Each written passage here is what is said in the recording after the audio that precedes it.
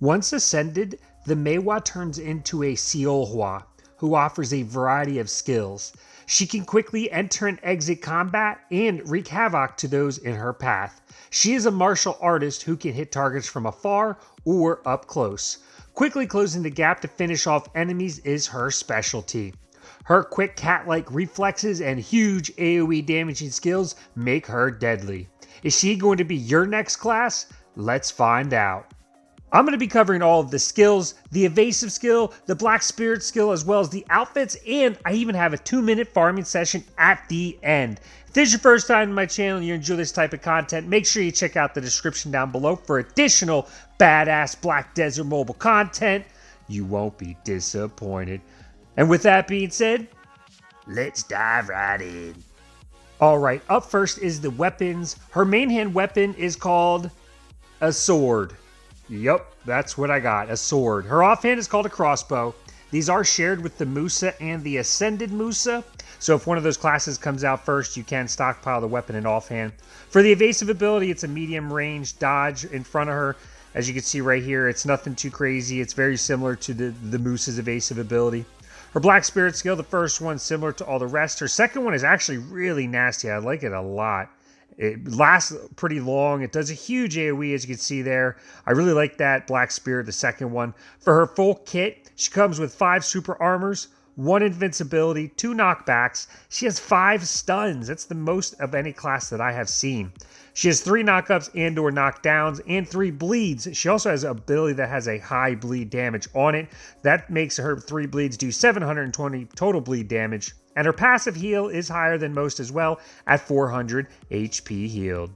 The first skill for the Seolhwa is a great gap closer skill and an evasive skill. Comes with 1 charge on a 5-second cooldown time. Does 165% damage times 4, which is 660% damage. If you hold the skill button in, it does do a continuous attack. You get super armor when using the skill, but not in the arenas. And it has a stun on successful hit. It has no branch damages tied to it. For its sub-skills, it does a bleed of 60 bleed damage every second for 3 seconds, and increases your AP by plus 20 for 10 seconds. This skill is necessary for PvP as it helps close the distance or evade targets. It also offers a stun on successful hit, so it is solid for combos. I would suggest using this skill for large and small scale PvP. For PvE farming, I would leave this skill off of the rotation. You could get away with it for boss rushes, as it could be used to avoid mechanics. The second skill for the Ascended Maehwa is solid for both PvE and PvP. It comes with 2 charges on a 6-second cooldown time. It does 308% damage on a 7 hits, which is 2,150% damage. You get super armor while using the skill, even in the arenas. You cannot be caught while using the skill, and it offers a knockback on successful hit. For its branch damages, you have the choice between Ahib and Labrev, and for its sub-skills, it reduces the target's DP by -20 for 10 seconds, and their attack speed by -5% for 10 seconds. This skill offers a high AoE damage, combined with a super armor, and it cannot be caught. The skill is a must-have for large-scale PvP and even arenas. Not to mention, it reduces all targets' attack speed and DP for 10 seconds.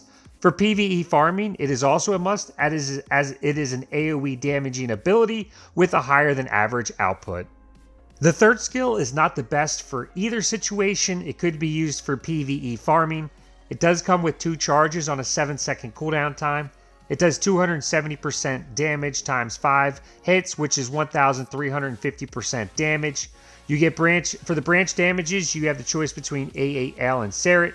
And for its sub-skills, it has a 10% increased range on the skill, reduces the target's DP by -20 for 10 seconds, and it applies a bleed of 60 bleed damage every second for 3 seconds.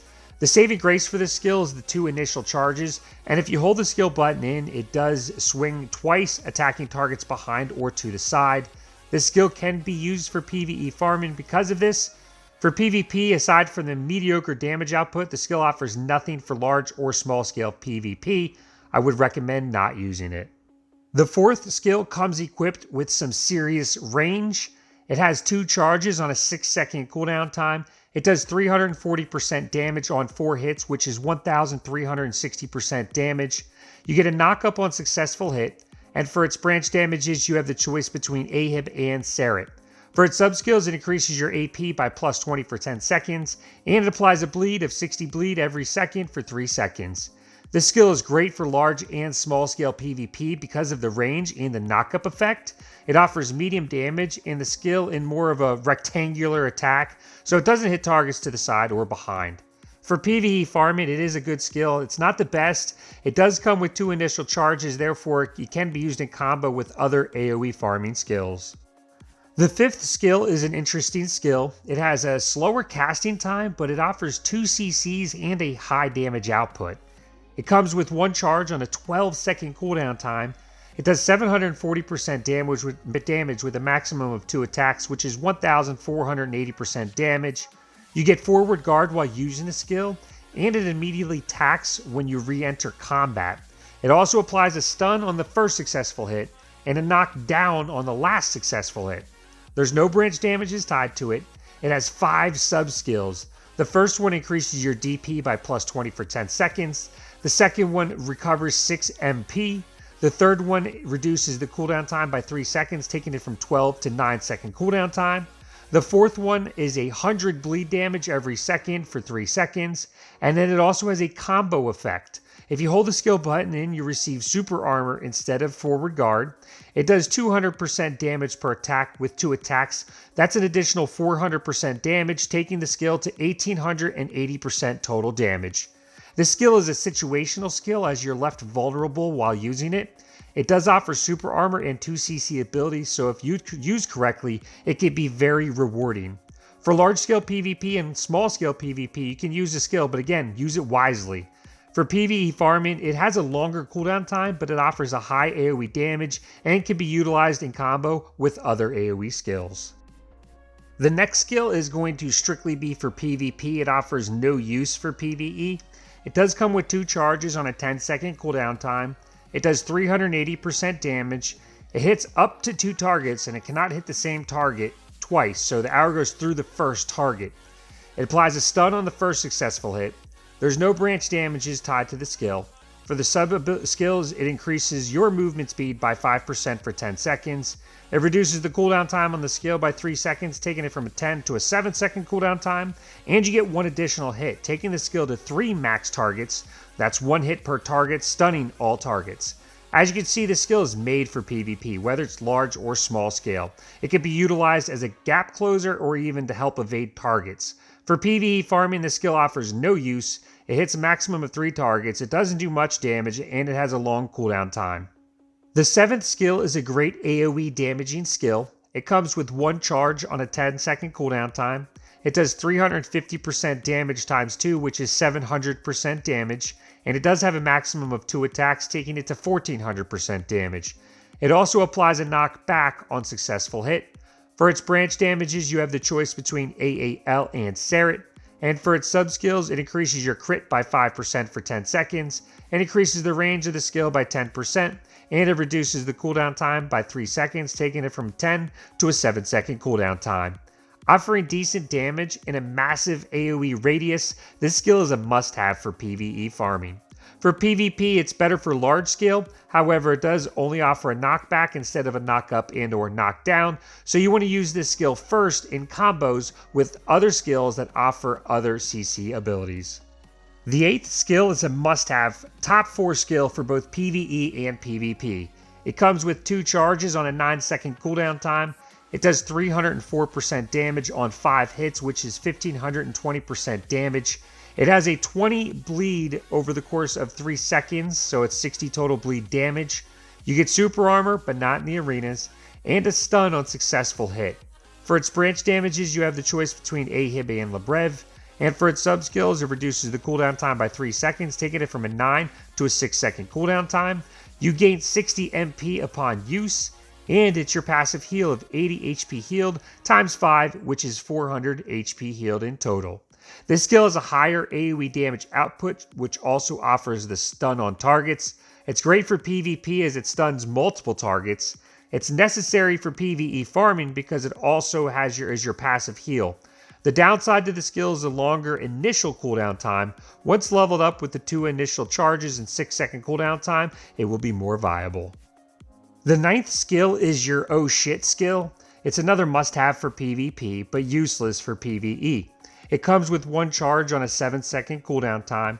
It does 420% damage times 2, which is 840% damage. You get invincibility while using the skill, and it applies a stun on successful hit. There's no branch damages tied to the skill. For its sub-skills, it reduces the target's DP by -20 for 10 seconds. It increases your AP by +20 for 10 seconds. And it reduces the cooldown time on the skill, taking it from a 7 to a 5-second cooldown. It's a 5-second cooldown time. This skill is great for large and small scale PvP as it is one of your evasive skills. It's great for get out of trouble or even closing the gap on targets. It does also reduce targets' DP and stuns them. For PvE farming, I would leave this skill off of the rotation. For boss rushes, you could get away with using it for avoiding mechanics. The ultimate for the Seolhwa is a badass skill. It comes with 1 charge on a 9-second cooldown time, does 310% damage on 6 hits, which is 1,860% damage. You get super armor while using the skill, but not in the arenas. You cannot be grabbed while using the skill. It applies a knock up on successful hit. For its branch damages, you have the choice between AAL and Lebrev. For its sub-skills, it reduces the cooldown time on the skill by 3 seconds, taking it from a 9 to a 6-second cooldown time, and increases your hit, taking it to 7 hits and 2,170% damage. I like this skill for both PvE and PvP. For PvE, it offers a huge AoE damage radius. It does have a longer initial cooldown time, but that can be leveled up. For PvP, it offers a knock up, you cannot be grabbed, and a super armor. This skill is a must-have for large or small-scale PvP. Lastly, we have the Heal Slash and Rage, which comes with 1 charge on a 120-second cooldown time. It heals you for 500 HP over 10 seconds, increases your AP by 35 for 30 seconds, evasive skill by cooldown time 2 seconds, increases your Black Spear Rage by 2%, and your crit hit damage by 10% for 30 seconds. That covers everything for the Seolhwa's skills, her evasive skill, her Black Spirit skill, her outfits, and right now you have a 2-minute farming session. The last video on these in this series I have coming up is the Awakened Maehwa. That is the Awakened Maehwa. This is the Ascended Maehwa, so the last one I have is the Awakened Maehwa. That is the next one that's coming up. If you enjoy these types of videos, make sure you hit the subscribe button if you're new. If you're not new and you're still watching, make sure you hit that like button on your way out. I appreciate it. And with that being said, I will see you next time.